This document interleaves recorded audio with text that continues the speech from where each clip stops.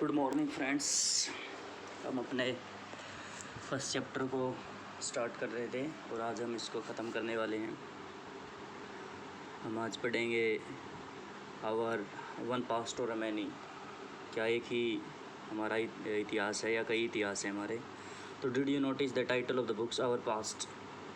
We have used the words past in the plural to draw attention to the fact that the past was different from different group of peoples. यदि आप अपनी books को देखेंगे तो जो history की book है, आपकी हिस्ट्री की बुक के ऊपर लिखा मिलेगा आपको आवर पास्ट पार्ट फर्स्ट देखने को मिलेगा। और जब आप अगली क्लास में जाएंगे वहीं पर आपकी हिस्ट्री बुक है जो वो चेंज हो जाएगी, आवर पास्ट से सेकंड पार्ट आपको देखने को मिलेगा।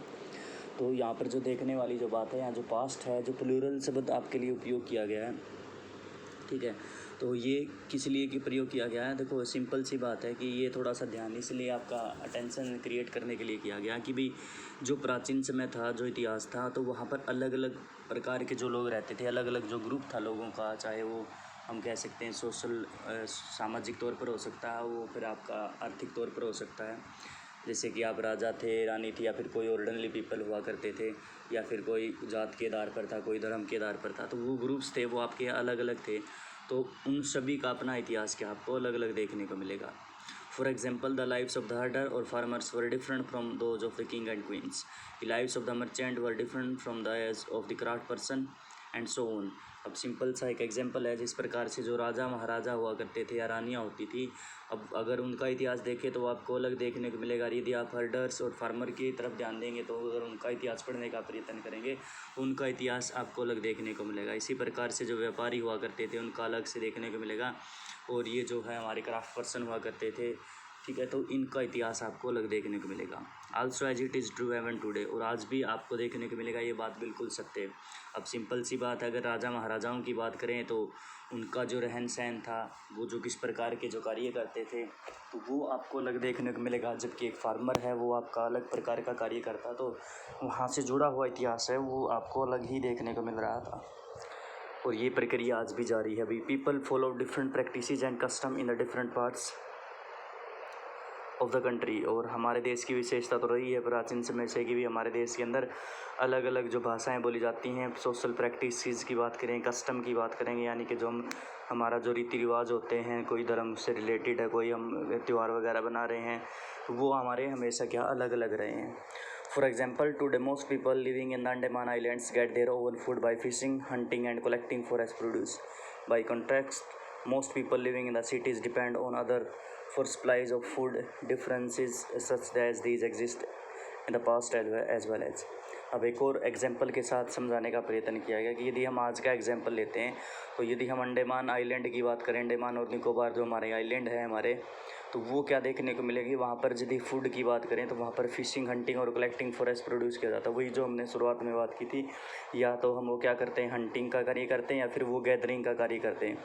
और फॉरेस्ट एरिया है बहुत ज़्यादा, तो सिंपल सी बात है, तो वहाँ पर गैदरिंग करेंगे। फॉरेस्ट प्रोड्यूस का मतलब वही है, वो हंटिंग का कार्य, गैदरिंग का कार्य और हंटिंग का शिकार करना। फिशिंग के अंदर आपको अलग से दिखाया गया, लेकिन आप रख सकते हैं अलग से। वैसे हंटिंग में आपका स्पेशल जो जंगलों के अंदर स्पेशल जंगली जानवर थे उनका शिकार किया जाता था।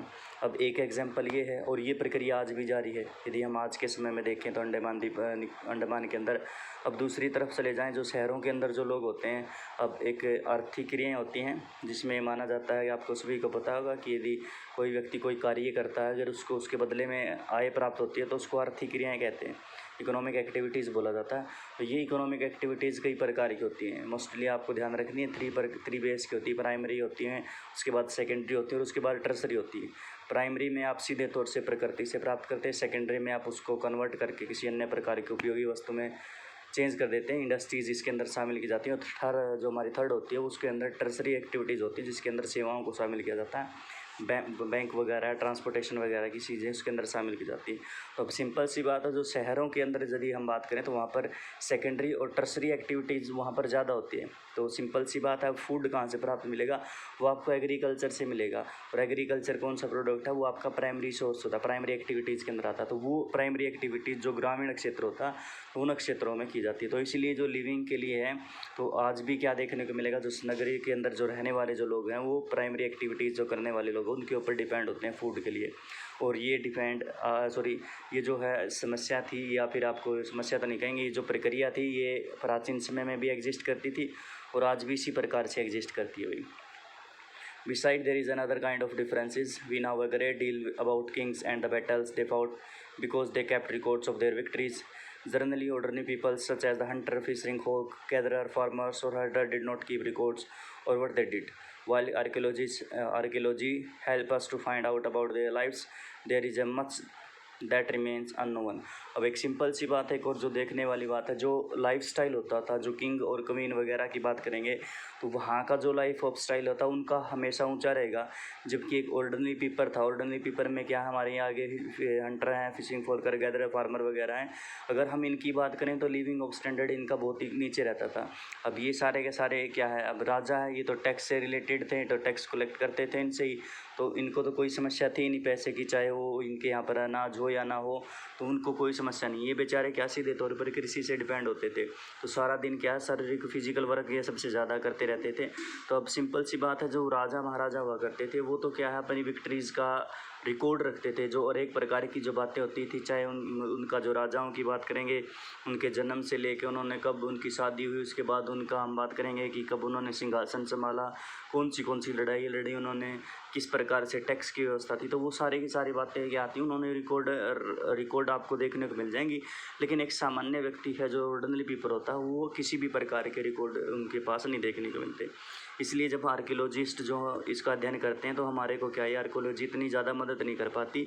उसका कारण ये है कि बहुत सारी बातें क्या हैं वो रिमेन अननोन रह जाती हैं, यानी कि हम उनके बारे में बिल्कुल भी पता नहीं कर पाते। व्हाट डू डेट्स मीन्स, जो तारीखें होती हैं उन तारीखों का क्या मतलब होता है। If somebody ask you that date you will probably mention the day, month and the year. अब आपसे कोई तारीख पूछता है तो सिंपल सी बात, हम भी यही बात रखते हैं, हम उसको क्या बताएंगे, आज डे बताएंगे, मंथ और फिर ईयर बताएंगे और something. These years are counted from the date generally assigned to the birth of Jesus Christ the founder of Christianity. So 2000 means 2000 years after the birth of the Christ. All dates before the birth of the Christ are counted backward and usually have the letter BC before Christ added on. अब आपने यहाँ पर ये याद रखनी है, full form आपसे पूछी जाएंगी।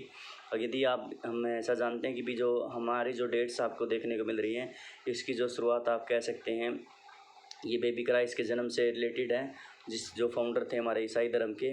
जिस प्रकार से 2000 अगर आप बात करते हैं, 2000 का मतलब क्या है, after the birth of Christ, यानी कि जो हम कह सकते हैं after the birth of baby Christ, जैसे कि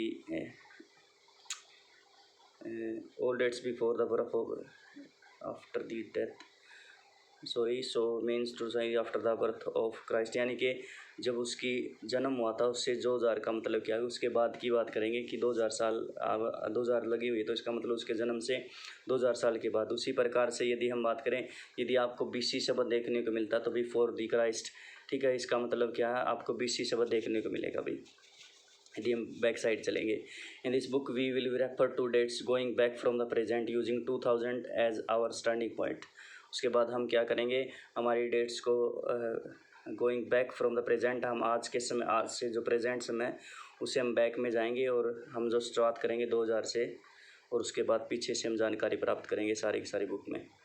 आपके लिए जो जानने वाली बात है यहाँ पर वो ये है कि आपसे फुल फॉर्म पूछी जाएंगी, जैसे कि BC का मतलब क्या था, बिफोर क्राइस्ट, AD का मतलब क्या था, एनो डोमिनी, या फिर after the death of baby Christ, या फिर दूसरे नंबर पर हम बात कर रहे हैं AD BC before common era बोला जाता है इसको।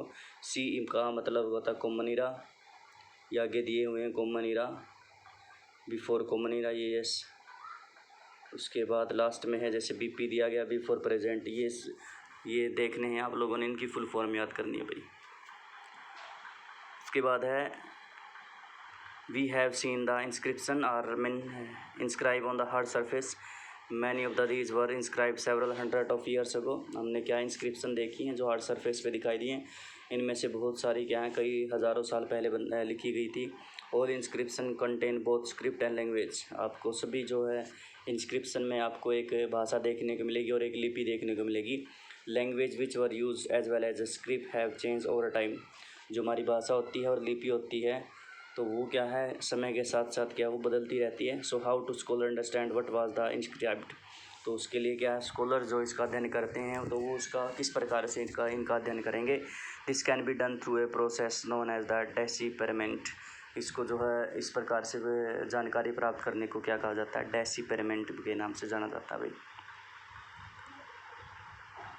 One of the most famous stories of the Deciperiment comes from the Egypt, a country in the North Africa, from where the kings and queens about 5000 years ago। इसी प्रकार से एक example है, stories हैं जो डेसिपेरमेंट्स कम ये जो प्रक्रिया की गई थी इजिप्ट के अंदर, मिस्र देश अफ्रीका के अंदर नॉर्थन, आप सभी जानते होंगे इसके बारे में। उसके बाद है Rosetta is a town on the north coast of Egypt. एक रोस्टा है टाउन जो हमारा नॉर्थ कोस्ट के ऊपर बसता है, इजिप्ट के ऊपर। And here an inscribed stone was found which containing inscription in the 3 different language and scripts, Greek and 2 form of Egyptian। उसके बाद क्या कि यहाँ पर जो इंस्क्रिप्शन मिली है तो वहाँ पर क्या देखने को मिलेगा, 3 लैंग्वेज वहाँ पर आपको देखने को मिली है। उन 3 लैंग्वेज में यदि हम बात करें, पहली जो लैंग्वेज है एक ग्रीक है और 2 हमारी क्या इजिप्ट की अलग से जो दूसरी लैंग्वेज है जो वो है। Scholar who could read Greek figure out that the names of the king and queens were enclosed in the little frame called a cartouche. They then place the Greek and the Egyptian sign side by side and identify the sound for which the Egyptian letter stood. As you will can see, a lion stood for L and a bird for A. Once they knew what the letter stand for, they could read the inscription as well as। तो सबसे पहले तो उनको Greek जो language आती थी तो उन्होंने राजा महाराजाओं की क्या है उनका जो नाम है उनको उन्होंने पढ़ लिया और इसे क्या है फ्रेम में उसको एक फ्रेम में इकट्ठा किया, जिसको हम क्या कहते हैं, कार्टोज कहते हैं।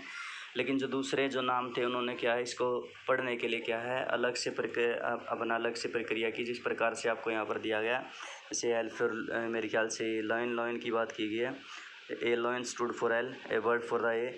तो उसके हिसाब से क्या उन्होंने बाद में सारी की सारी इंस्क्रिप्शन को भी क्या है पढ़ लिया गया था भाई।